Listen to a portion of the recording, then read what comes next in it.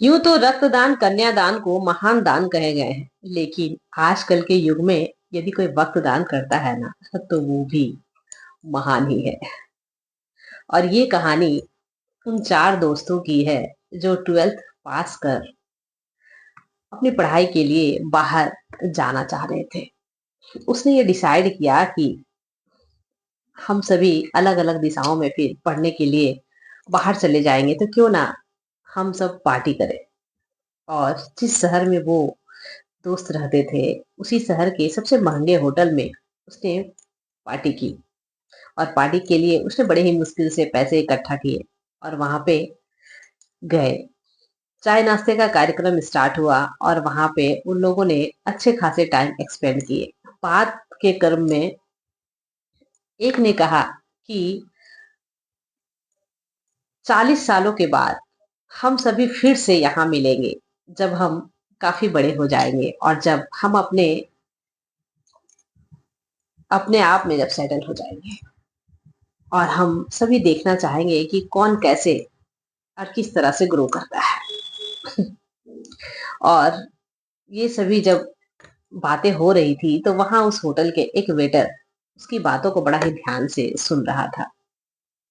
और वेटर वहां आते हुए जैसे ही उनकी बातें सुना, उसने कहा कि अच्छा है, आपका ये जो डिसीजन है ना, बहुत ही अच्छा है। यदि मैं उस समय भी वेटर यदि यहाँ रहूंगा, तो मैं आप सबों के उस पल को मैं देखना चाहूंगा कि आप सभी उस समय कैसे लगते हो और उस समय पार्टी जो है वो कैसी होगी।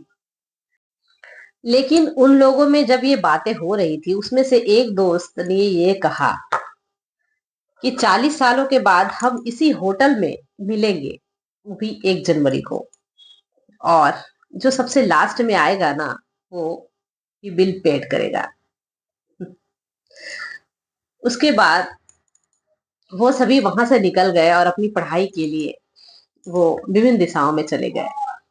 40 सालों के बाद उन दोस्तों को ये बात बखूबी याद थी। और वे 40 साल बीतने में देर कहाँ लगती है। और 40 सालों के बाद वो फिर पुनः उसी होटल में सारे दोस्त मिलने के लिए आए।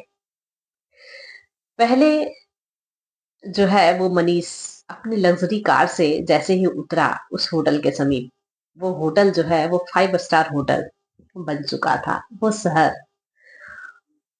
अब बिल्कुल ही चेंज हो चुका था। अब बड़ी बड़ी इमारतें, बड़े बड़े होटल, बड़े बड़े मॉल खुल चुके थे। और जैसे ही मनीष उस होटल के अंदर गया, तो वहां का जो वेटर था, जो उस 5 स्टार होटल का मालिक बन चुका था। और जैसे ही मनीष को उसने देखा, तो उसे पहचान लिया और उसने कहा कि बैठिए, परवीन साहब जो आपके दोस्त है, उसने आपके लिए टेबल बुक करवा दी है। और वो जाकर टेबल में बैठ गया और इंतजार करने लगा। थोड़ी देर के बाद उसका जो दोस्त था सुरेश, वो वहां पहुंचा। दोनों के बात करने के क्रम में पता चला कि मनीष जो है वह ज्वेलरी का दुकान खोल चुका है। वो भी शहर में उसके 2-4 ज्वेलरी दुकान हैं और काफी अच्छी चल रही है। सुरेश ने बताया कि मैं अपने पिताजी के कपड़े की दुकान में हूँ और कपड़े की दुकान जो है वो बहुत ही अच्छा चल रहा है। और फिर रमेश आया और रमेश ने भी बताया कि मेरी फैक्ट्री है और मैं फैक्ट्री का मालिक हूँ और मेरी फैक्ट्री भी बहुत ही अच्छी चल रही है। अब बचा परवीन। परवीन अभी तक पहुंचा नहीं था। अब उन दोस्तों को परवीन का इंतजार था कि परवीन अभी तक आया क्यों नहीं। फिर उस होटल का जो मालिक था, जो कि पहले वेटर था, उसने कहा कि परवीन सर ने कहा है कि आप कुछ स्नैक्स वगैरह ले लें, वो कुछ देर के बाद आते ही होंगे। तो उसने चाय स्नैक्स मंगाए और गप्पे स्टार्ट हुई। और अच्छी खासी लंबी गप्पे हुई। उसके बाद रात होने लगी। तो फिर मालिक ने कहा कि आप सभी खाने के ऑर्डर कर लो कि परवीन जी को थोड़ा देर होगी और आप सभी खाना खा लो। जैसे ही डिनर खत्म हुआ, फिर उसने वेटर को बुलाया और जैसे ही पैसे देने के लिए उसने अपने हाथ आगे बढ़ाए, वैसे ही उस होटल का जो मालिक था, भोला, जो पहले वेटर हुआ करता था, उसने कहा कि परवीन सर ने पहले से ही ये पैसे पेड कर दिए हैं ऑनलाइन।